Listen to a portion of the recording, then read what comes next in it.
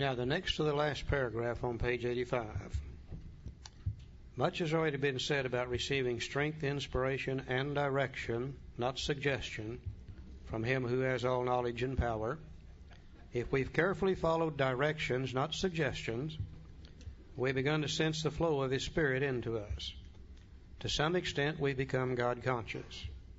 We've begun to develop this vital sixth sense, but we must go further, and that means more action. In other words, what's happened to us in these steps of 3 through 10, we've removed enough self-will that we're now becoming God conscious. And by now we're beginning to receive some directions from God. Now, if the book says that God has all power and all direction, and I believe He does, the book says so, and it says God dwells within each of us, and I believe He does, the book says so, then it really stands to reason that you and I have within ourselves all the knowledge and all the power that we could ever need to handle any situation which comes up in the future. It's called a sixth sense of direction. I've got 5 senses. Everything I know on a conscious level, I learn from those. I can see, and I can hear, and I can smell, and I can taste, and I can touch. But what little bit I've learned through my 5 senses of direction is just a small amount of knowledge. But if God has all knowledge and all power, if I can tap into Him, then I can handle any situation in the future with God's help, whatever it might be. It's long been known we do that. You develop the sixth sense of direction through prayer and meditation. Most of us, we get here, I didn't know anything about meditation. I thought meditation is when you tried to clear your mind of all thought. Well, I've never been able to do that. When I wake up in the morning, that sucker turns on and it will not clear out. I thought maybe it was chanting, listening to soft music. That's probably some forms of meditation, but I knew nothing about any of it. I knew very little about prayer, even raised in church. I only knew 2 prayers. One went like this: Now I lay me down to sleep, I pray the Lord my soul to keep, and if I die before I wake, I'm not into that prayer anymore. That's dealing with death, and I don't want nothing to do with that. The other prayer that I used, and I bet you used it too, went like this: God, if you get me out of this damn mess, I swear I'll never do this again. Now I'm going to have to develop a life of prayer and meditation. Would seem to be impossible, wouldn't it? Bill Wilson is faced with the job of teaching people who are spiritually bankrupt how to pray and meditate, and Bill Wilson don't know how to do it either.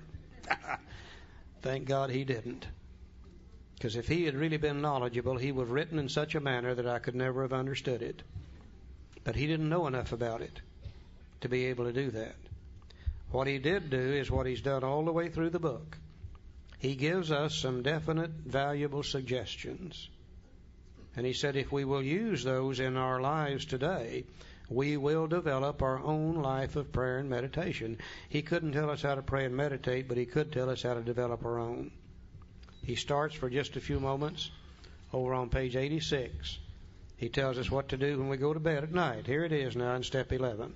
He said when we retire at night, we constructively review our day. Were we resentful, selfish, dishonest, or afraid? I believe that's step 4 again, isn't it? Do we owe an apology? That must be steps 8 and 9 again. Have we kept something to ourselves which should be discussed with another person at once? I believe that's step 5 again. Were we kind and loving toward all? What could we have done better?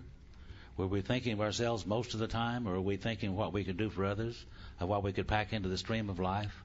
But we must be careful not to drift into worry, remorse, or morbid reflection, for that would diminish our usefulness to others. After making our review, we ask God's forgiveness and inquire what corrective measures must be taken or should be taken. There's steps 6 and 7 again. So what the book is really suggesting is when we go to bed at night, we sit down and kind of take another little inventory. Step 10 was during the day when we're disturbed. Step 11 is before we go to bed at night. We made up a little sheet here you could use. You can use anything you want to. The main thing is do we inventory or not? On one side of the sheet, we took the basic character defects: selfish, self-seeking, dishonest, frightened, inconsideration. We took all the other defects in the 12 and 12, which are the offshoots of those first four, put them on the left-hand side of the sheet and call them the personality characteristics of a self-willed person. We tried to find the opposite and put them on the right-hand side of the sheet. Call that the personality characteristics of a God-willed person. Now all we're trying to do is get from the left-hand side of the sheet to the right-hand side. And I can sit down at night with this little sheet and run down through it, making a few check marks. That shows me where I've been that day, shows me what I need to continue to work on. Never do I find myself on either side of the sheet.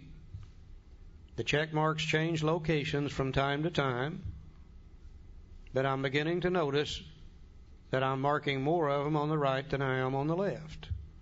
And slowly, over a period of time, we continue to become a different human being. Now, I've learned one thing about my sobriety. I am going to inventory. I've got one or two choices. I can put it off and put it off and put it off and put it off until I'm so sick that I'm almost drunk, and then I start trying to dig myself out from under that mess. Or I can take just a few minutes each day. And by doing it a few minutes each day, I keep myself in reasonably good condition.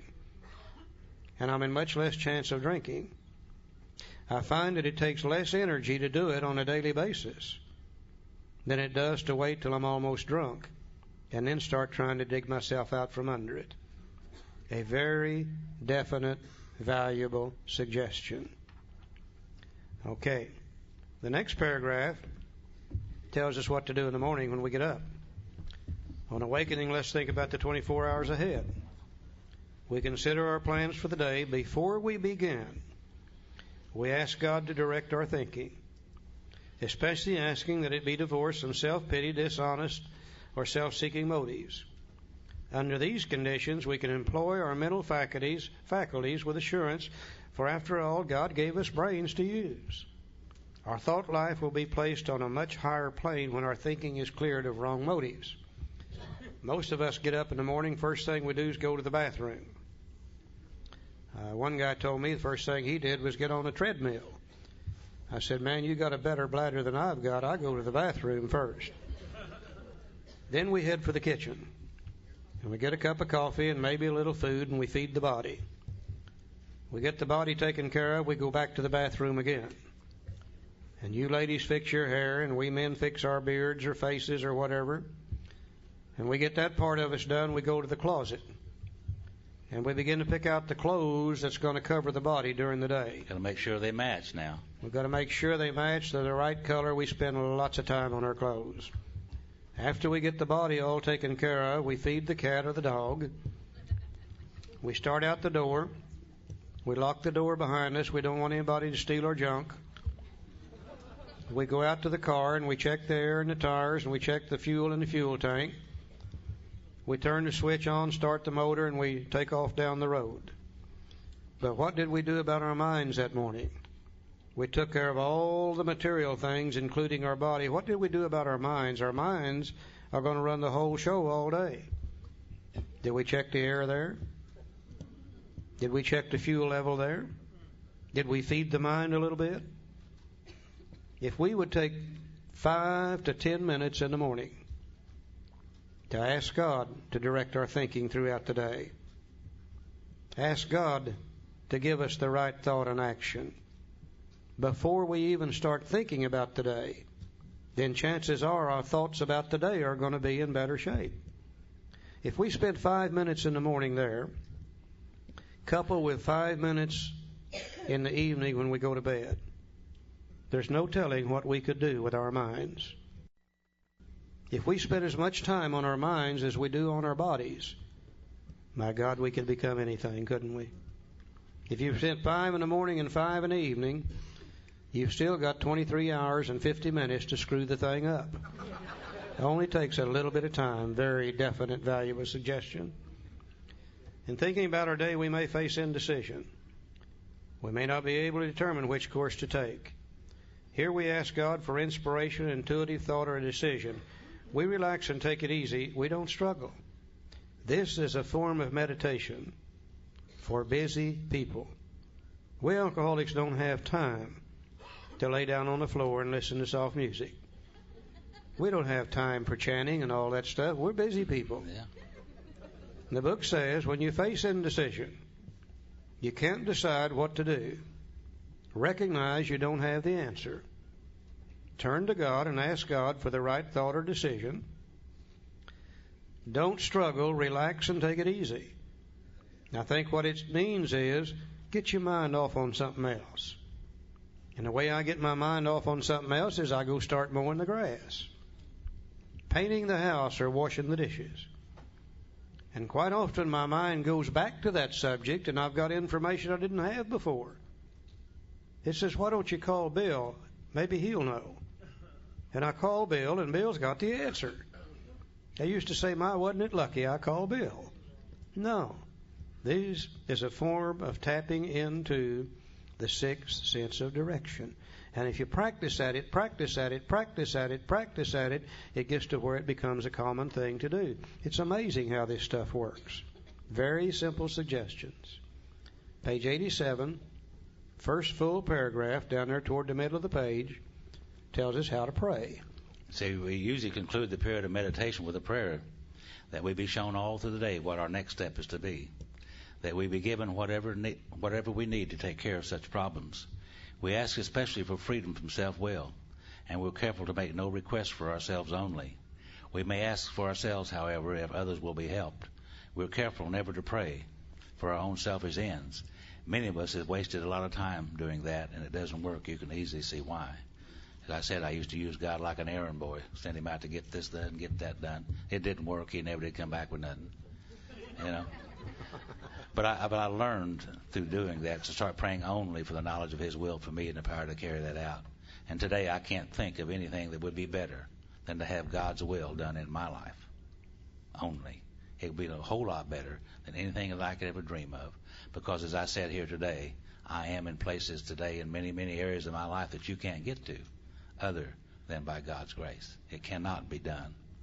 You know, I was practicing this thing around, and one day I was listening to the radio, and I heard a song that I heard all my life.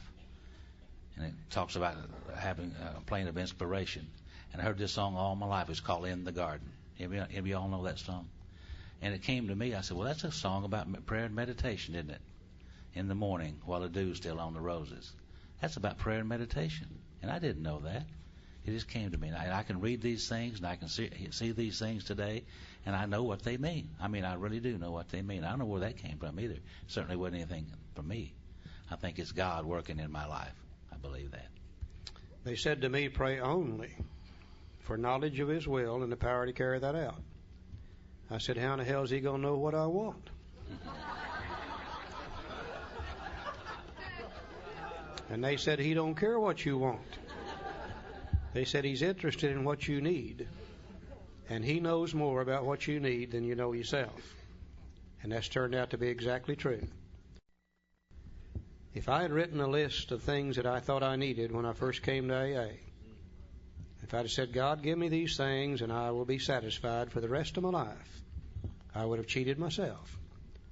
God has given me things far, far, far beyond my dreams could possibly be when I first came to AA.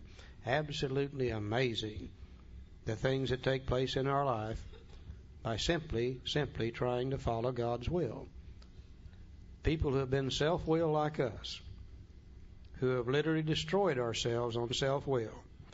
We don't need to be telling God what we want. God knows what we need, and if we do His will, He's going to see that we get it. You know, who could ever dream years and years ago we could be sitting in this room today doing what we're doing? A week ago, we were in Reykjavik, Iceland, a place I'd wanted to visit all my life. And by golly, I got to tour Iceland. Hell, I'm 69 years old now before I got to do it, but I finally got to do it. I couldn't have done that if I'd been drinking.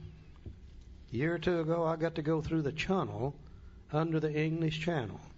I read something in a magazine when I was a kid, about 9 years old. It said sooner or later the English and the French would build that thing. I said then, if they ever build it, I'm going to go through it. Finally, I got to go through the channel and ride that damn channel train doing 200 miles an hour. Yeah, 60 years I dreamed that dream. Finally got to do it. Oh, yeah, God knows what we need. He's not interested in what we want. Page 87. Said if our circumstance Go ahead, Joe. We ask our wives or friends to join us in morning meditation. About 15 years ago, we were sitting in my living room, my wife over there in her chair and me in mine, and I'm reading my prayer and meditation stuff, and she's reading her prayer and meditation stuff, and she looked over and said, Joe, would you, she said, honey, that's what she said. Yeah. And I said, I'm not ready for that this morning. She said, no, you old silly thing. She said, I want you to read this for me and tell me what it says. I said, well, I can do that. So I read that for her, and I told her what it said, and I told her a lot more than she wanted to know about it. And the next morning she said, would you read this and tell me what this says? And I did, and we discussed that a little bit. And that kind of set up a little deal in our house of praying together and sharing together. We hadn't done that before. And I've heard all my life those people that pray together stay together. Joe, how long has it been since you and Phyllis have had a divorce? It's been 21 years. Yeah. And I'd have never thought about that. She'd come up with that. Yeah. Bottom of page 87. As we go through the day, we pause when agitated or doubtful and ask for the right thought or action. We constantly remind ourselves we're no longer running the show. Humbly saying to ourselves many times each day, thy will be done. We are then in much less danger of excitement, fear, anger, worry, self-pity, or foolish decisions. We become much more efficient. We do not tire so easily. For we're not burning up energy foolishly when we were trying to arrange life to suit ourselves. It works. It really does. That's a full paragraph right there. We alcoholics are undisciplined, so we let God discipline us in the simple way we've just outlined. If you'll follow these definite and valuable suggestions on page 86, 87, you will develop your own life of prayer and meditation. You'll make your conscious contact. You'll be able to tap into that sixth sense of direction. And it's amazing the things that we can learn by doing that.